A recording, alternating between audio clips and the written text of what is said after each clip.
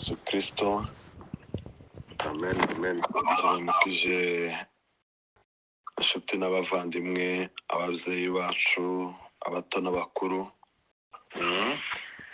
abo tuzi, abo twamenanye kuri uru rubuga. Mwese turabasuhuje mu izina rya Yesu Kristo. Natwe turagusuhuje. Murakoze cyane. Amen. Ubundi turashima Imana iduhaye uyu mwanya kugira ngo tubashe kuganira ijambo ryayo muri kino gitondo ndetse mu mugoroba aho abandi bwije. Amen.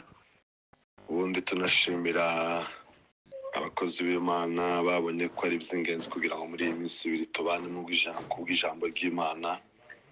Amen. Ubundi dushimira tuzareka kubivuga. Iki gitekerezo n'irihishurirwa ryabaye kugira ngo abantu bazaba imbere y'Imana bari ku migabane itandukanye. Ni ijambo rikomeye, Imana yo mu ijuru ibaha cyane. Amen. Turashimira rero abakomeje kuba imbere y'Imana kuva kare basenga mu ndirimbo. Imana yo mu ijuru ibaha umugisha cyane abakozi b'Imana. Amen, amen. Rero bamaze kutubwira ko tuzaganira ijambo ry'Imana, twakomeje twibaza ibyo tuzaganira. Tuza kumva Imana idushize iri jambo ku mutima yo kwibukanya hejuru yo kugaruka kwa Kristo. Amen. Niyo magambo turi buganire, umwanya baduhaye kuganiramo. Amen.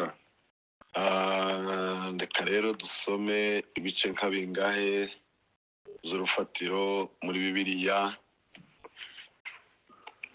Sinzi nimba haza kuboneka n'abadufasha gusoma. Ikibazo muratubwira. Rero reka nsabe umuntu witeguye dufashe gusoma mu gitabo cya Luka igice cya 17 umurongo wa 26 kugeza kuri 30. Arasoma nkarehare bukeya. Uzi gusoma ikinyarwanda yadufasha? Luka igitabo cya Luka 17:26 kugeza ku 30. Some mu izina rya Yesu. Luka 17:26. Kandi uko byari biri mu minsi ya Nowa, niko bizaba no mu minsi y'umwana w'umuntu. Yego. Bararyaga, baranywaga, bararongoraga, barashingiraga, bageza umunsi Nowa yinjiriye mu nkuge. Umwuzure uraza urabarimbura bose. No mu minsi ya Loti nayo byari bimeze gutyo. Bararyaga, baranywaga, baraguraga, barabibaga, barubakaga. Maze umunsi Loti yahuye i Sidoni, umuriro n'amazuku biva mu ijuru biragwa birabarimbura bose. Ni nako bizamera umunsi w'umwana w'umuntu azabonekeraho.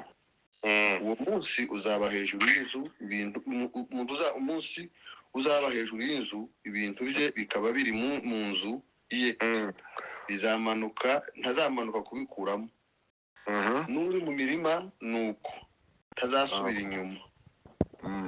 Mwibuke Mukaroti, ushaka kurengera ubugingo bwe wese azabubura, ariko uzaba ubugingo bwe wese azaburokora. Amen. 3:4. Ndababwira yuko muri iryo joro ababiri bazaba baryamye ku buriri, umwe azajanwa undi asazasigara. 3:5. Abagore babiri bazaba basera hamwe, umwe azajanwa undi asigare. 3:6. Ababiri bazaba bari mu murima, umwe azajanwa undi asigare. Umurongo wa nyuma aravuga ngo baramubaza bati, databuja bizabera he? Arabasubiza ati, aho intumbi iri hose niyo inkongoro ziteranira. Amen. Amen. Akoze cyane. Reka naje nongereho umurongo umwe mu byahishuwe 19 umurongo wa 7. Haravuga ngo tunezerwe twishime tuyihimbaze kuko ubukwe bw'umwana w'intama busohoye, umugeni we akaba yiteguye amen. Amen, amen. Aya niyo magambo Imana yadushize ku mutima y'urufatiro kugira ngo tubashe kuganiraho twibukanya izo kugaruka kwa Kristo. Ubundi turashimira abamaze gusenga, Imana yo mu ijuru bahamugisha. Amen, amen. Rero reka tuganire aya magambo. Bibiliya aho turangirije gusoma haratubwiye ngo tunezerwe, twishime ndetse tuyihimbaze kuko ubukwe bw'umwana w'intama busohoye. Amen. Aravuga ngo aya magambo niyo mpamvu nyamukuru yotuma twishima, tukanezerwa ndetse tugakora ibitaramo zo kuramya no guhimbaza, tugakora tugatanga ituro ry'ishimwe ryo guhimbaza Imana, tugafata umwanya wo guhimbaza tukanezerwa, tukaka umwanya mu materaniro tugashima. Uko niko kuri. Tugashima kuko ubukwe bw'umwana w'intama buri hafi. Amen. Kubera kuko ari ijambo rikomeye kandi rinejeje. Uyu mwanditsi aravuga ngo niyo mpamvu dukwiriye gushima. Muri iyi minsi dufite impamvu nyinshi zotuma duhagarara ku dututi tugashima Imana Cyane cyane. ariko urebye neza ukareba n'impamvu zituma abantu bashaka umwanya wo gushima bagafata umwanya munini. Ni umwanya, ni ibintu bitandukanye Imana igenda ibakorera, izo twita bitoya mu mvugo ya Bibiliya, bijanye n'ubuzima bwa none. Ariko uyu mwanditsi we waje kutubwira, aratubwira ngo hari amakuru y'akanyamuneza, hari amakuru anejeje, hari amakuru akwiriye gutuma abantu batega amaboko, abantu bakanezerwa. Mu yindi mvugo y'iki gihe bakaba boshiramo inanga, bakaririmba, bagashayaya, bagatega amaboko, bakanezezwa nuko baraye bari busigisi. Cyane cyane. Bibiliya yavuze ngo iyo ni inkuru y'akanyamuneza. Amen. Mu gihe rero tugiye kuganira, reka ntangirire kuri iri jambo ngo hari amakuru meza akwiriye gutuma tunezerwa ko imishinga myinshi igiye gusigara itarasohora, bitarera, tutarabikuza mu mabanki, tutaragera no ku bindi, igisumba ibyo ngibyo kuko kigiye kwegereza. Aya niyo magambo rero Imana yashatse ko tuganira, nshuti bavandimwe, ngo twibukanye iyi nkuru isa nkaho muri kino gihe ituze.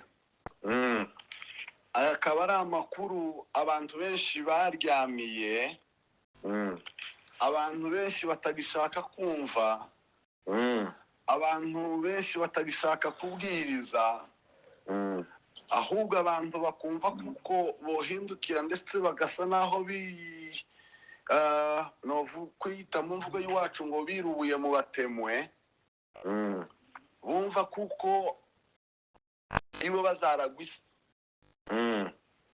Ariko amakuru y'ukuri ni uko Yesu ari hafi, itorero rikazamuka, abera bakaja kwima ingoma y'imyaka 1000. Amen. Ndetse bakaja kuragwa igihugu kiruta ibyo dutuyemo. Amen. Ubundi iby'isi byose bigahinduka ibishingwe. Nategereye indirimbo abaririmbyi baturirimba, umubyeyi wacu Mushumba yaririmbye, nuriya mubyeyi yaje kuririmba, bose baririmbye bashaka kuvuga kimwe cyangwa indirimbo zabo zavugaga kimwe kuko zatubwiraga iherezo ry'ibihe, katubwira uburyo abera bazaragwa isi nsha naho isi ishaje tukayisiga. Amen. Ni muri ubwo buryo nashatse ko twibukanya n'abanyagitaramo bandi bature n'abandi bazadukurikirana hirya no hino turi muri iri tsinda ry'abategereje kugaruka kwa Yesu. Amen. Ngo twongere kwibukanya kuko kugaruka kwa Yesu kuri hafi. Amen. Ijambo ariko ryatubwiye ngo nk'uko byari bimeze mu gihe cya Nowa, ngo bararyaga, ngo bakanywa, ngo bakarongora, ngo ariko mu magambo akomeye zenda ntagiye muko byanditse nshatse kugira ngo twihute gatoya, baramanuka bakora no mu gihe cya Loti. Uburyo aba bantu bo mu gihe cya Loti no mu gihe cya Nowa bari bihugiyeho. Mu gihe cya Nowa hari amagambo agera kuri 3 bari bahujije n'abo mu gihe cya Loti. Ayo magambo 3 ni aya magambo yavuze ngo bose bararyaga, bakanywa, bakarongora. Ariko mu gihe cya Loti bakaza kongeraho andi magambo 3 tuza kuvuga nyuma. Ariko aya magambo 3 agaragaza uburyo bari bihugiyeho. Uburyo bwa mbere nuko bari bahugiye ku mibiri yabo cyangwa se ku nda zabo, bahugira ku kurya no kunywa no kurongora n'ibisa n'ibyo, birabahuza, barahuga, bibagirwa kuko hari icyo Imana yavuze. Icyo Imana yakoresheje ku mukiranutsi wayo Nowa mu gihe cye, ko yababwiraga ngo ibi ngibi nubwo muhuze mukaba murya mukanywa mukarongora, ariko imvura izagwa, isi izononekara, yononwe n'umwuzure. Bibiliya ikatubwira ngo ibyo ngo babigira ibikira, niko no muri rinza zaririmba, bakomeza kwihugiraho. Imvura igwa bafite amakuru, imvura igwa byose babizi, bari bien informe, bafite amakuru yose y'ukuri.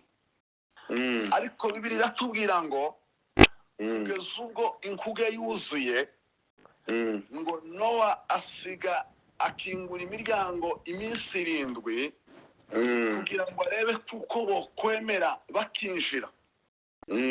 Inyamaswa zizira n'izitazira zirinjira, ariko abantu barengerwa n'umwuzure. Imana idufashe cyane, itubabarire. bitwereka neza ko bizo bigereranywa n'igihe cy'ubuntu, wakati wa neema. Muri iki gihe cyacu abantu natwe bafite amakuru yo kugaruka kwa Yesu.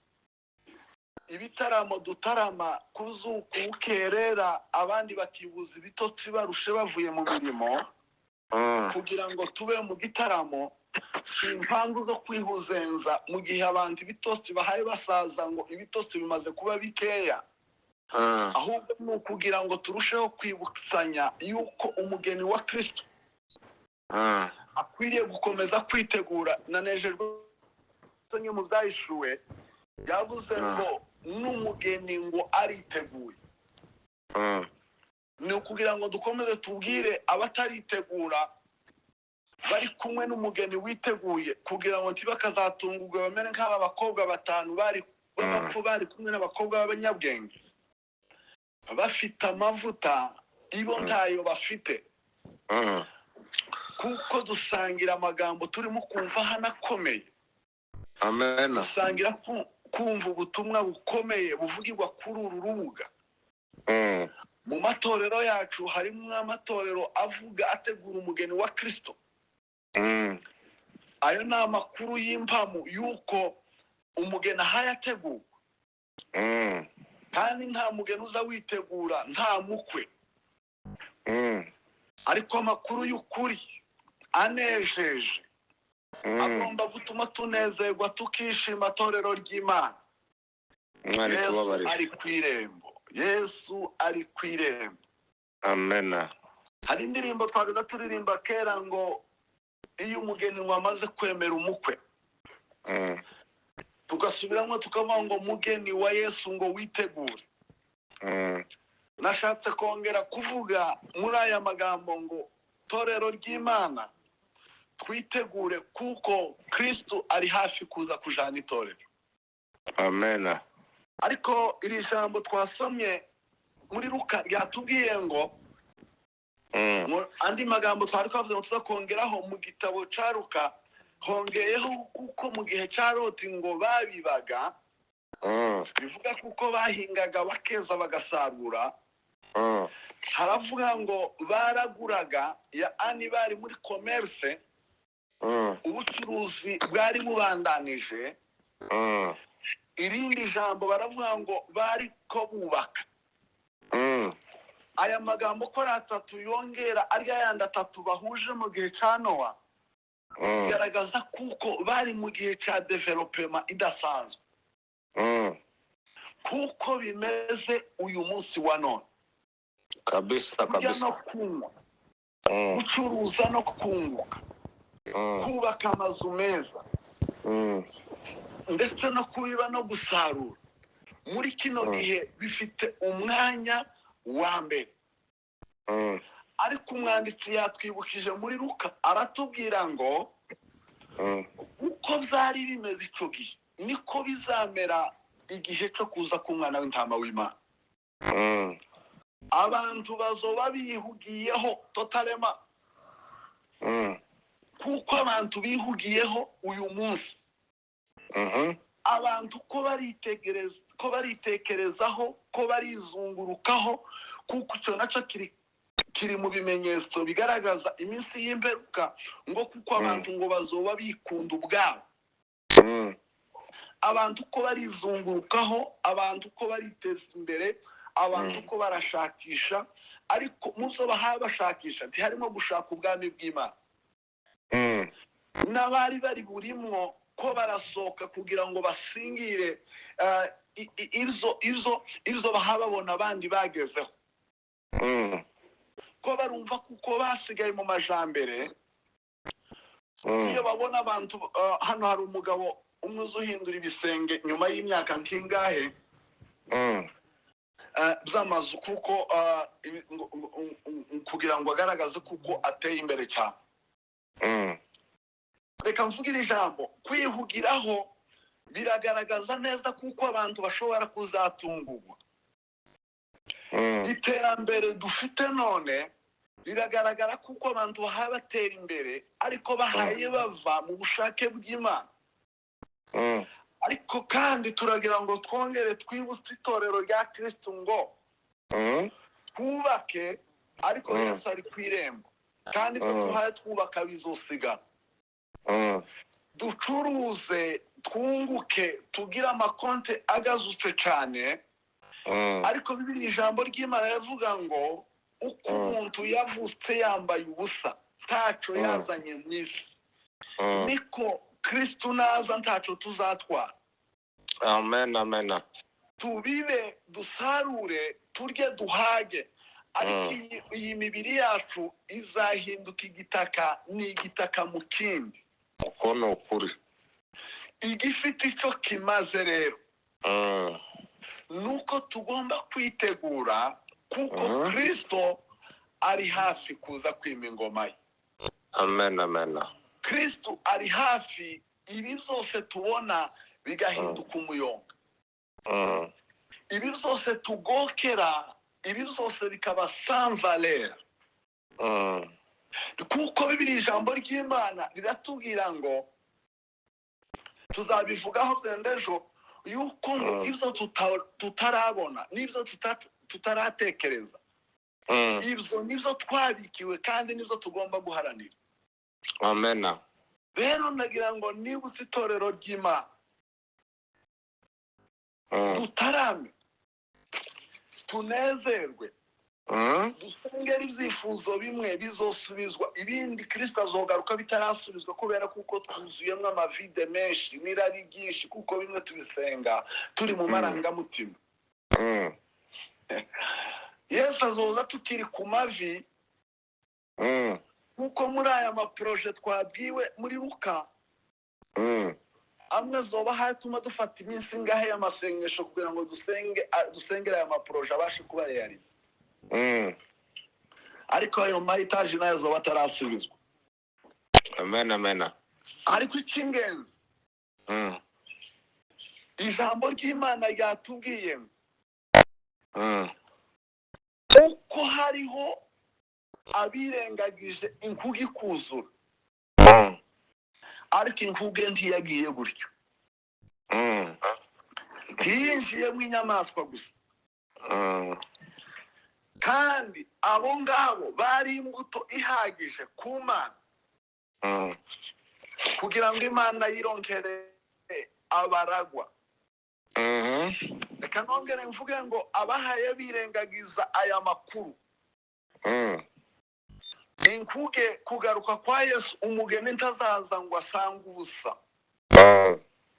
Umuririmbyi bari mu kuririmba akavuga ngo icyamuzanye ntiyagitaye mu nzira, mu yandi magambo cageze ku ntego. Amen. Yesu ntazoza ngo abure abajana ngo kubera kuko abantu bihugiyeho. Wemere ukizwe, wange gukizwa, uhangukire mu rusengero, ukorera ibyaha mu rusengero, ukorera ibyaha mu gitaramo, ukorera ibizira mu nzu y'Imana, ariko Yesu naza ntazabura abatwara. Amen.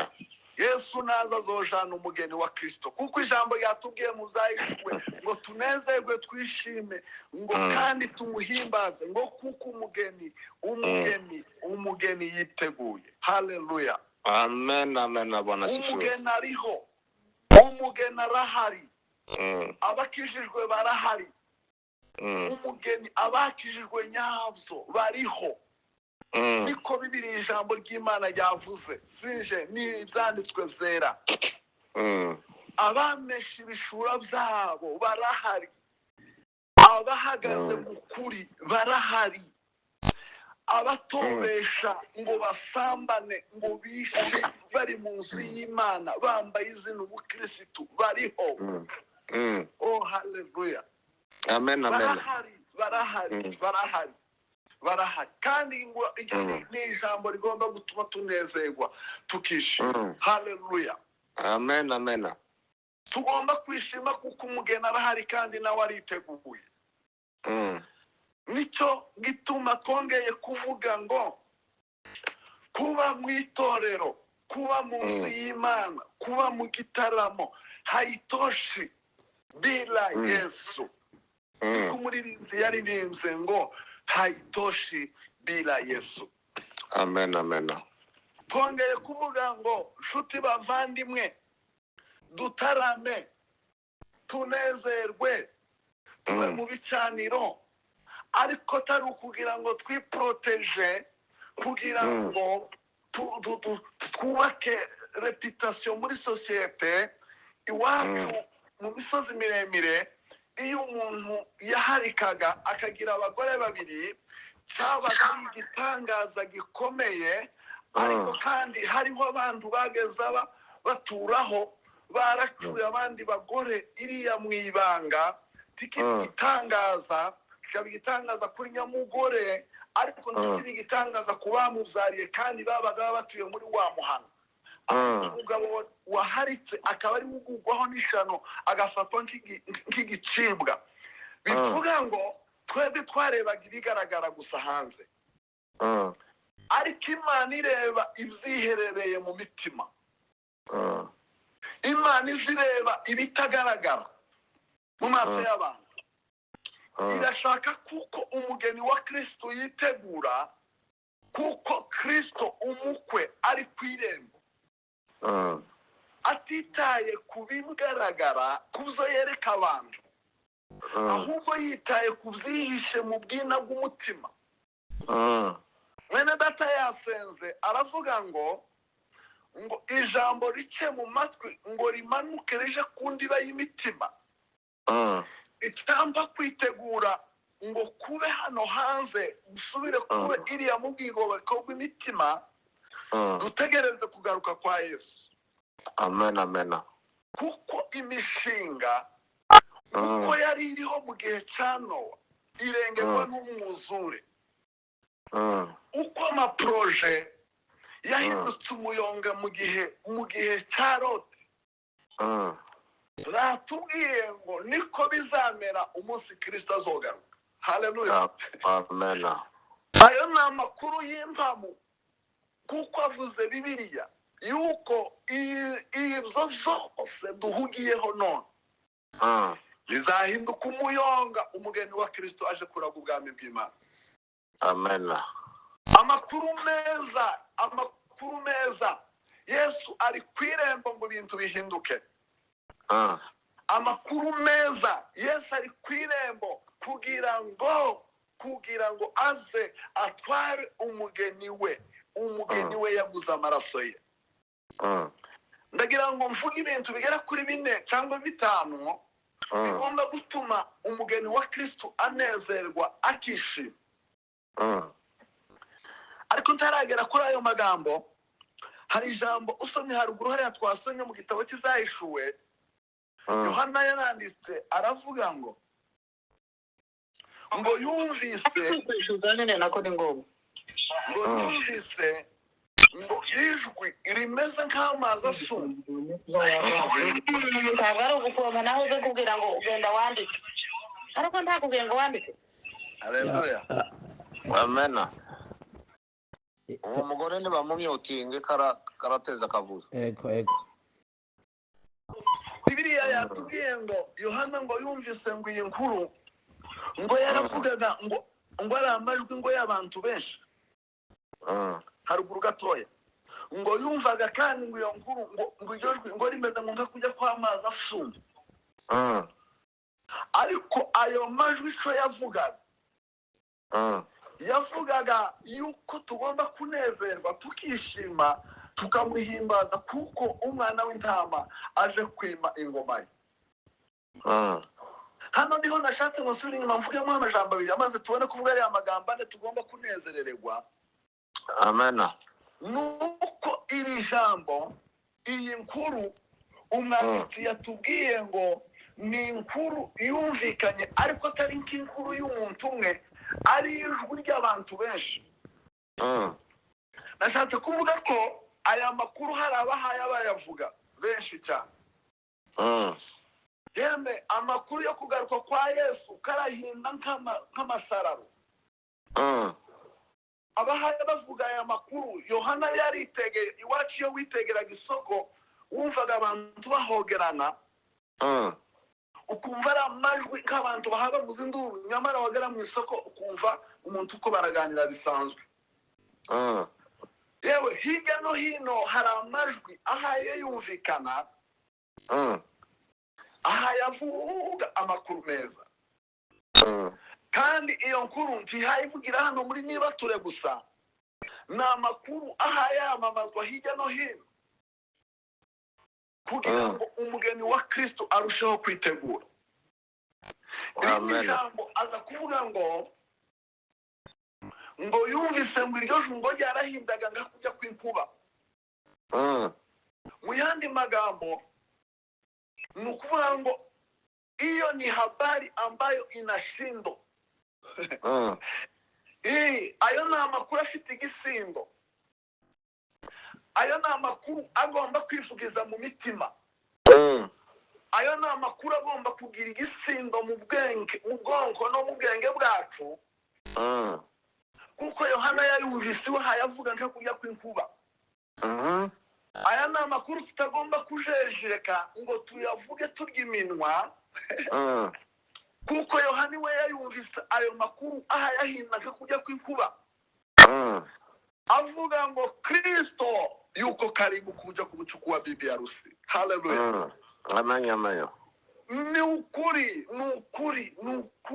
Ayo ni amakuru agomba kugira igisindo mu matorero, mu bitaramo, muri Nibature, mu migoroba, mu gitondo.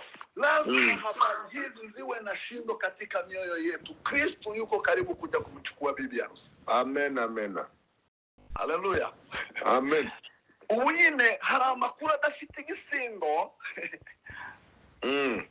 hamwe na hamwe asa nayo, ariko hariho n'andi makuru afite igisindo. Iyo umuntu ahagaruka akabwira abantu iby'ubu bugingo, akabwira abantu uburyo bagiye gufanikirwa, akabwira abantu uburyo Imana igiye kubahindukira amateka. Barazamutse babonye poromosiyo mu tuzi, barazamuwe babonye baragutse babonye amafaranga. Ibyo nizo bifite igisindo mu mitima y'abantu muri kino gihe. Amen, amen. Ariko amakuru y'ukuri, amakuru agomba kuguhinda mu mitima nk'inkuba.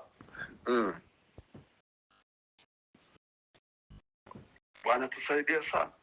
Asifiwe. Amakuru tutagomba kunonera, amakuru tutagomba gusiga inyuma, nuko Kristo ari hafi kuza gutwara itorero. Amen, amen. Kristo ari hafi kuza gutwara itorero. Kristo ari hafi kuza gutwara abizeye. Abizeye bazoje kuragwa ubwami bw'Imana, abanyabyaha barimbuke baje mu muriro w'iteka. Imana tubabarire. Bwana tusaidie sana. Apewe sifa. Umwanditsi aravuga ngo rero ngo tugomba kubyishimira cyane. Reka mvuga amagambo nkane agomba gutuma twishima. Ijambo rya mbere rigomba gutuma twishima tukanezerwa, nuko hazoba hagiye gusohora isezerano riruta ayandi. Amen. Abantu bibitseho amasezerano atazasohora namba. Abantu bibitseho amasezerano y'amahuri, amahuri.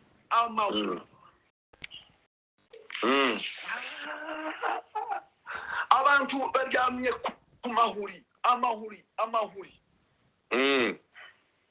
Amasezerano y'amahuri nayo babundikiye, nayo bategererejeho ko baratakaza umwanya ku bintu by'amahuri bidafite umusaruro.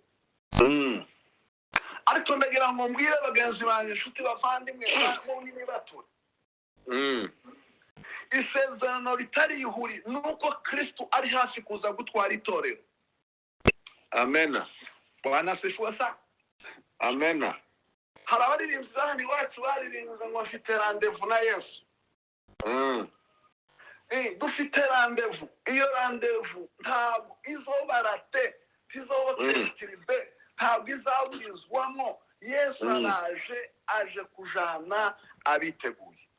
Amen.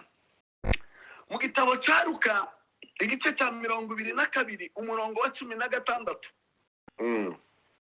Bibiliya tubwira ngo umunsi umwe ngo Yesu ngo hasangira n'abigishwa, arababwira ngo sinzongera kurya no kunywa, ngo nkeretse ngo umunsi Kristo ngo cyangwa se ngo nzasangirira namwe mu bwami. Rero dutegereje n'isezerano ryo kuzosangira na Kristo. Ariko igihe nariko ntekereza mbaye nsoma aya magambo, hari icyo nibajije nawe wocibaza. Amen. Ese tuzosubira dusangire wa mukate n'irya divayi? Ndabyibaza, ariko umva igisubizo natoye kuko tuzosangira ubumana, tuzosangira ubwiza bw'Imana. Nta mwanya tuba dufite wo kuja mu migati na za divayi, izo ni izino. Tuzosangira ubwiza bw'Imana, tuzambara ubumana, dusangira ubwiza bw'Imana. Iryo ni isezerano naryo rigomba gutuma tunezerwa tukishima, kuko turaye turi bwambara ubwiza bw'Imana. Amen. Bwana asifiwe sana. Apewe sifa. Abaririmbyi barimo kuririmba bakaririmba ngo tuzohoberana na Yesu, ngo tuzosangira nawe. Iryo sezerano naryo ni iry'ingenzi kuko tuzosangira na Yesu ubumana, tugasangira na Yesu ubwiza bw'Imana, tugasangira na Yesu kuba abana b'Imana, tukicara kuri ya ntebe tukaba abami n'abatware, kuko ijambo ry'Imana ritubwira. Iryo sezerano ndagusaba ngo rizagusohorereho. Amen. Amen. Apewe sifa. Irindi jambo rya kabiri tugomba gutuma tunezerwa tukishima, hari irindi sezerano dusoma mu rwandiko mu gitabo cya Sefaniya 3:18. haravuga ngo azateranyiriza hamwe ngo abakumbuye guterana kwera. Amen.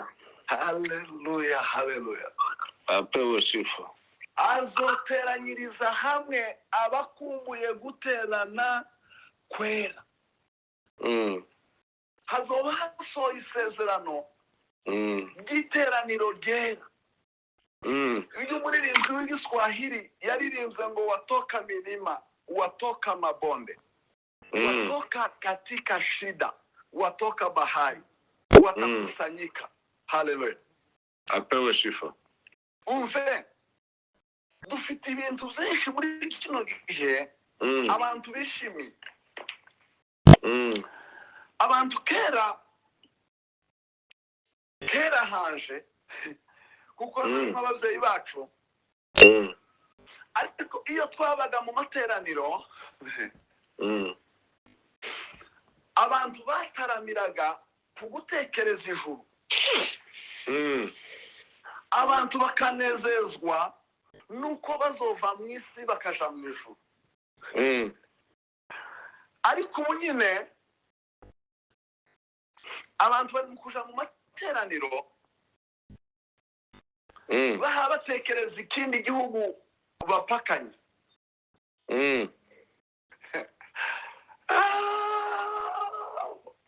Bwana tusaidie sana. Apewe sifa. Umuntu akinjira mu materaniro atekereza iteraniro ry'abera iyo tuzoteranyirizwamo, agaterana amateraniro aha yatekereza igihugu bapfamwo, kibamo impanuka, kibamo amabandi, kibamo ibiyobyabwenge, kibamo abantikriste. Ejo bundi ku wundi wa kabiri hano nabonye babicisha kuri YouTube, abasore 63 ngo bakoze umubatizo babicisha kuri YouTube, ngo biyunze ngo n'igikundi cy'abantikriste ngo batuye hano mu mujyi wa Goma. Ni ibitangaza. Noneho rero niba duterana dutekereza ku butaka, tugatekereza twunamye, dutekereza hejuru y'iby'isi, tukanezezwa kuko bavuze igihugu nacyo gifite imipaka, dutekereza hejuru y'ibyino by'ubu bugingo nka biriya batubwiye byahindutse umuyonga i Sodoma n'i Gomora. Ntimwumva kuko abantu basinziriye cyane cyane. ariko kera abantu barateranaga, baririmba hejuru yo kuza kwa Kristo, baririmba indirimbo zivuga kugaruka kwa Kristo, baririmba uburyo tuzandikwa amakamba, baririmba uburyo ngo tuzagenda gute, bakatarika amaboko bakavuga ngo tuzagenda gute, bataritse amaboko bakagaragaza uburyo bazagenda bakarira. iteraniro bagasubiramo indirimbo ingenzi 10 bugaca mu gitondo, bakabyuka bagakamika, abandi bakabyukiriza, abandi bagahinga. Ariko ubu nyine mu gitaramo abantu barunamye, ko barunamye bari hasi, ni hasi cyane ko barareba cyane. Abantu bunitse imitwe ko barareba iz'ubutaka, iz'ubu bugingo. Ariko isezerano dutegereje igomba gutuma tunezerwa tukishima. Haleluya. Amen. Nuko tuzateranyiriza hamwe abakumbuye guterana kwera. Bwana sifiwe sana. Apewe sifa. Hano muri Nibature abantu bari mu kunezerwa, bakanezerwa. Rero komene data Aimable akababwira ngo nuko ni muramukanye, agafungura ubuga, abantu bagurumiye. kubera ko bari mu materaniro yera. Abantu tibibuke kuko bafite utuzi, ejo bazoja tuzi ngo baryame, rero ko bazozuka bakaja mu tuzi kubera kuko banezerewe. Amen. Ariko abandi reka izo nta mwanya babifitiye, ariko isezerano rirahari. Amateraniro saya gusa ya Nibature y'Israhi imwe n'igice cyangwa zibiri. Hari iteraniro dutegereje ritagira ihekezo. Umuririmbyi nimukundira ndirimbo bari kuririmba ngo hari igitondo, igitaramo ngo kizaba kiyobowe na Kristo n'uwera, ngo kizataramwe n'abera bose.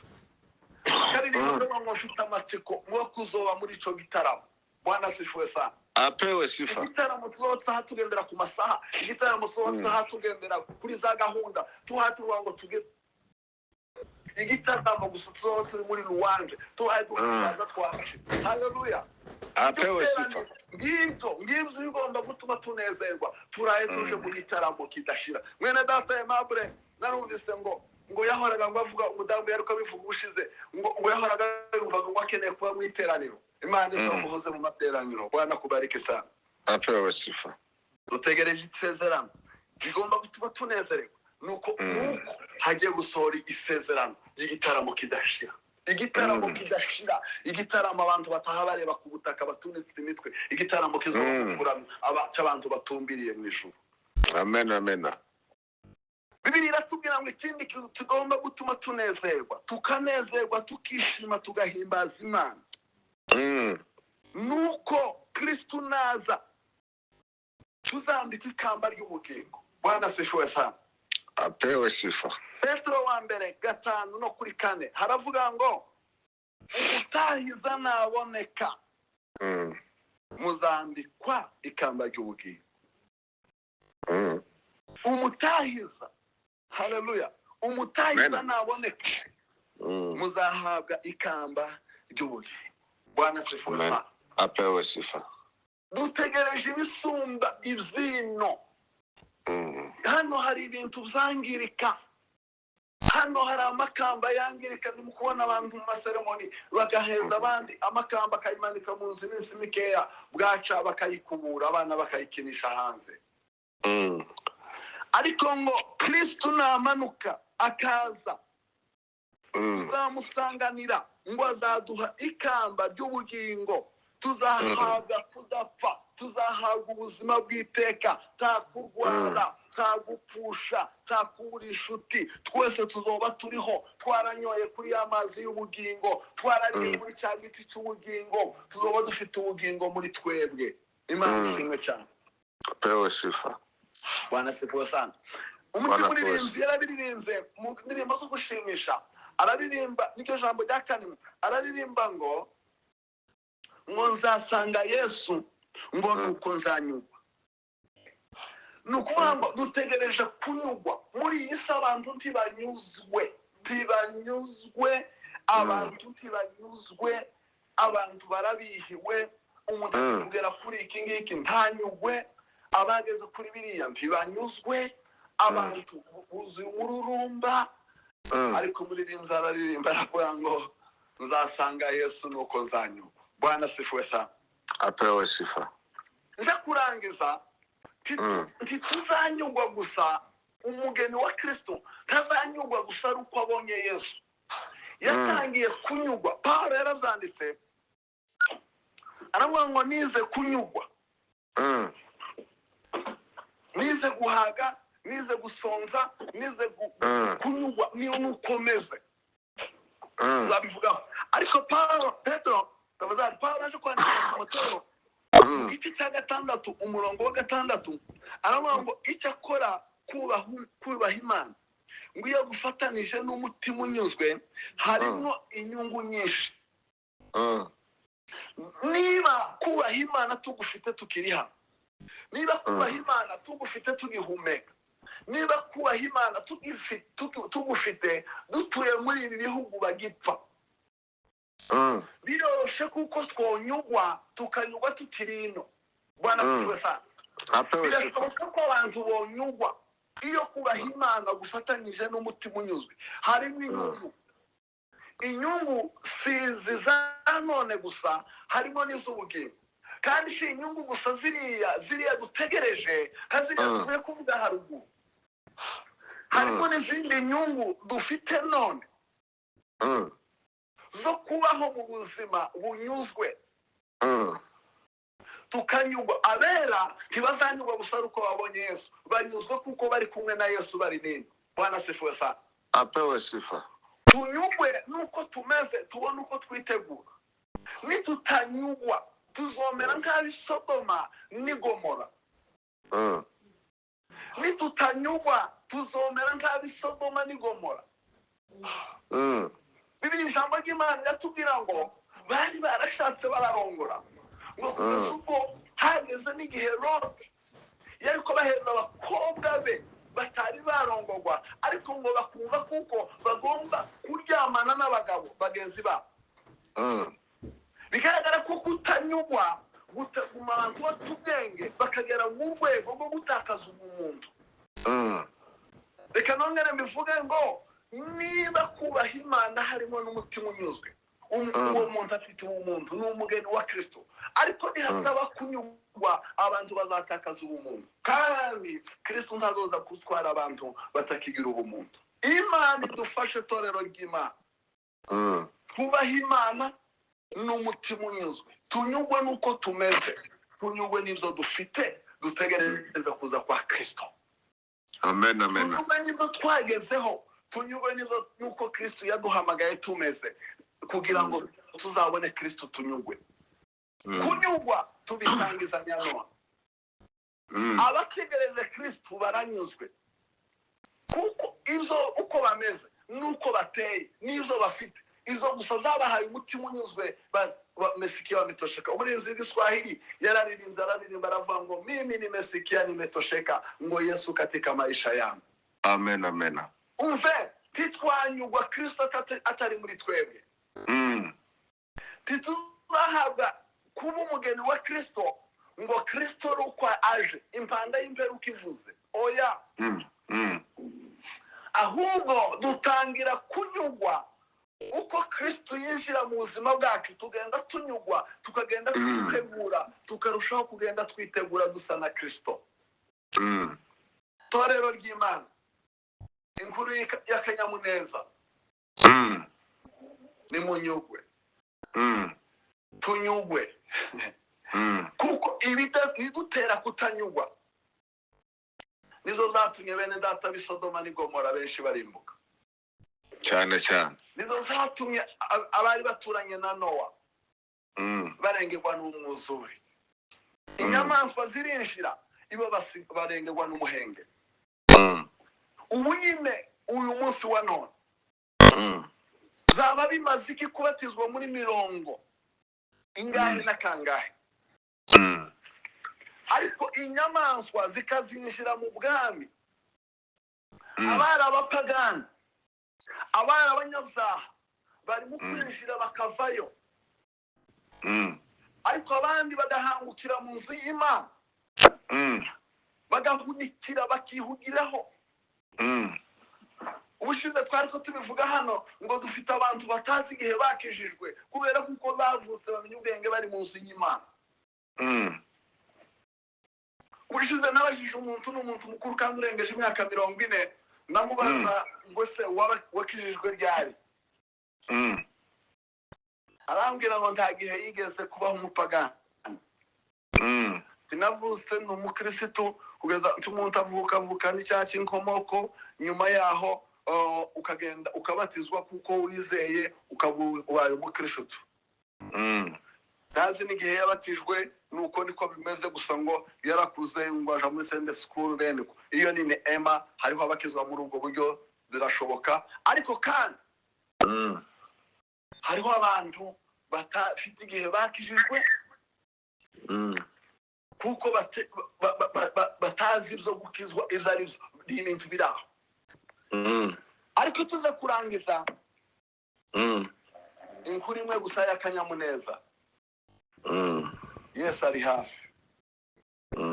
Imana idufashe, Imana idukomeze, Imana iduhishurirwa, turushaho gutegereza kugaruka kwa Kristo, twe kwitugiraho nk'abandi bose. Imana ibahe umugisha. Amen.